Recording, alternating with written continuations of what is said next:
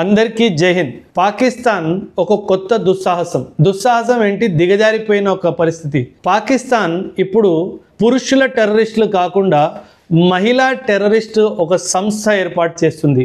దాని పేరు జమాత్ ఉల్ మోమినాత్. అంటే జైషే మొహమ్మద్కి చెందిన మౌలానా మసూద్ అజర్ వాళ్ళ చెల్లెలతో సాదియా అజర్ అన్నమాట తన పేరు, ఒక టెర్రరిస్ట్ ఆర్గనైజేషన్ని సృష్టిస్తున్నాడు.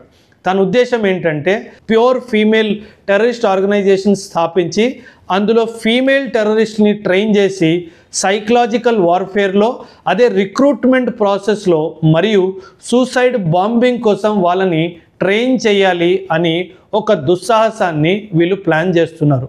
ఎందుకంటే మహిళల మీద, పిల్లల మీద సెక్యూరిటీ ఫోర్సెస్కి సాధారణంగా అనుమానం రాదు.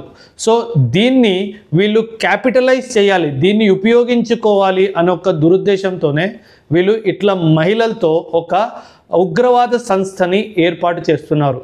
ఇది పాకిస్తాన్ ఇంకొక మెట్టు దిగజారిపోయింది అని నిరూపించడానికి ఇది చాలు. 1986 నుంచి మన దేశం మీద గత 39 సంవత్సరాలుగా టెర్రరిజం చేస్తూనే వచ్చింది. ఇంకా సిగ్గు రాలేదు.